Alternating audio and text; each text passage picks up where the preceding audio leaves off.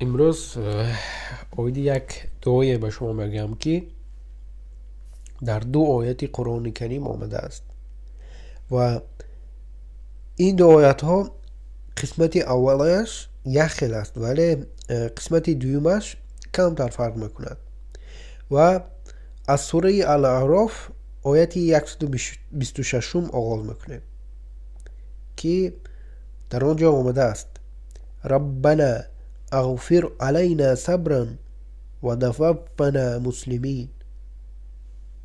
яъне эй парвардигори мо, бар мо шикебоӣ бирез ва дар ҳоле ки мусулмон бошем моро бимиро.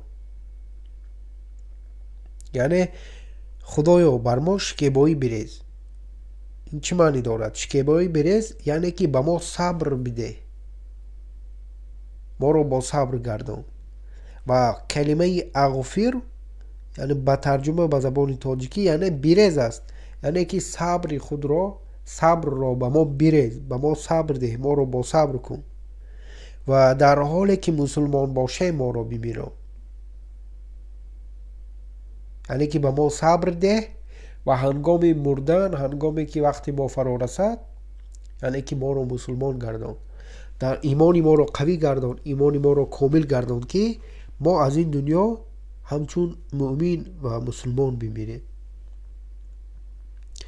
вақте ки мусо алайҳи саломро фиръавн ба назди худаш даъват кард, вай боз ҷодугарҳои машҳури худро ки дар ҳамон давр зиндагӣ доштанд, онҳоро низ ба назди худ овард. вай мехост ки мусо алайҳи саломро тавассути ҳамон ҷодугарҳои машҳури худ ки даъват карда буд бисанҷад. вале вақте ки он ҷодугарҳо диданд ки чӣ гуна асои мусо алайҳи салом ба мор табдил ёфт, онҳо дарҳол имон оварданд ва ба парастиши худои ягона баргаштанд. яъне ки вай ҷодугарҳо вақте ки диданд ки чӣ гуна асои мусо алайҳи салом ба мор табдил ёфт, онҳо дарҳол гуфтанд ки ҳеҷ худое ба ҷуз худои якто нест. фиръавн пас аз ин дар ғазаб омад, яъне ки вай хело ғазабнок шуд ва гуфт ки ман шуморо азоби сахте хоҳам дод ба ҷодугарҳои худ. лекин онҳо ончунон имон оварда буданд ки ин ҳама тарсу воҳимоҳои фиръавн ҳеҷ таъсире барояшон намекард. баъд аз оне ки фиръавн гуфт ки ман шуморо азоби сахт медиҳам, онҳо ҳамин дуоро хонданд, яъне Раббана ағфир ъалайна сабран ватаваффана муслимин.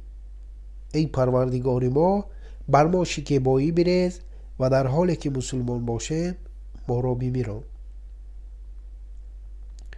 ва дуои дигаре ки ба ин монанд аст дар сураи бақара ояти 250 омадааст: Раббана ағфир ъалайна сабран ва саббит ақдамана вансурна ала алқавми алкафирин.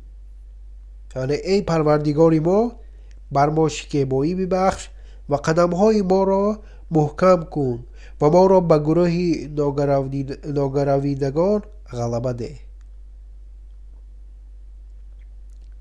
чихеле ки мебинед, ин дуои кӯтоҳ аст ки ҳамагӣ аз чанд калима иборат аст, вале ин дуо хело дуои қавӣ аст.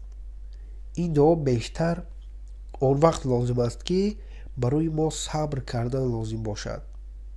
вале сабр кардан барои мо кай лозим аст? бале, дар тамоми ҳаёт. расули худо саллаллоҳу алайҳи васаллам гуфтанд ки сабр ин мағзи ибодат аст.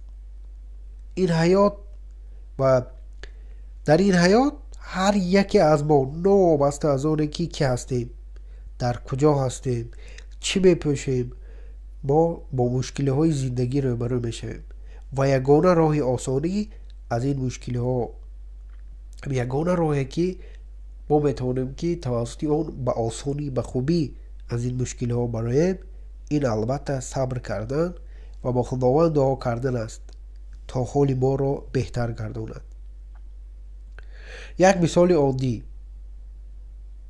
ҳамин одамонро мисол оред ки новобаста аз оне ки онҳо дар кадом дин ҳастанд, новобаста аз оне ки кадом динро парастиш мекунанд, одамоне ки машҳур ҳастанд.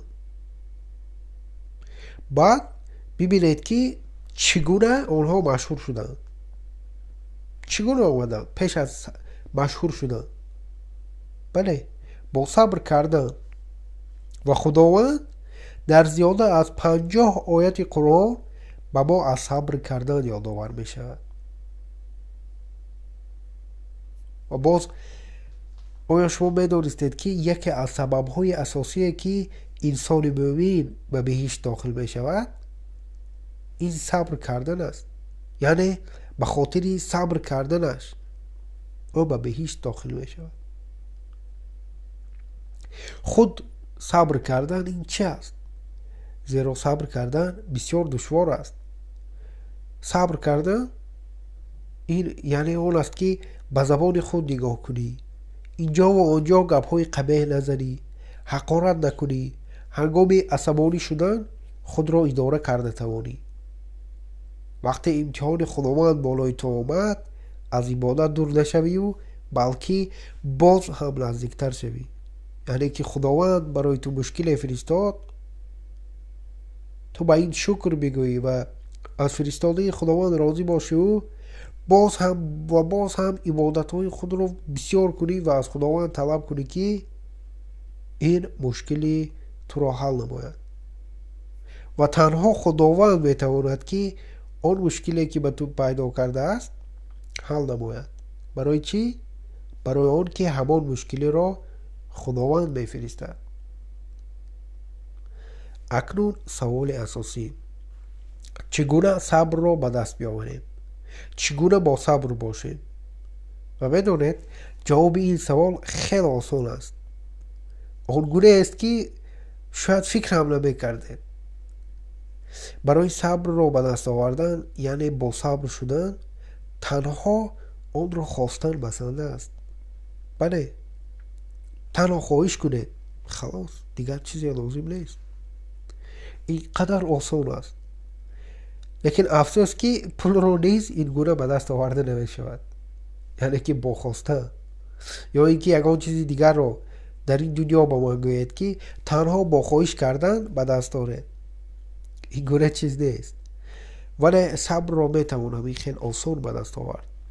пайғамбар саллаллоҳу алайҳи васалам фармуданд ки ҳар нафаре агар бо сабр будан хоҳад аз худованд талаб кунад ва худованд ба ӯ сабр хоҳад дод. модоме ки худованд лоиқ донистааст ки ин дуо дар қуръони карим зикр шавад, пас он хело дуои қавӣ аст ва хело муҳим аст ва мехоҳам онро аз худ кунед ва истифода баред. Раббана ағфир ъалайна сабран ватаваффана муслимин. ای парвардигори мо бар мо шикебоӣ бирез ва дар ҳоле ки мусулмон бошем моро бибинам. дар ҳамин ҷо силсилаи навбатии мо низ ба охир мерасад.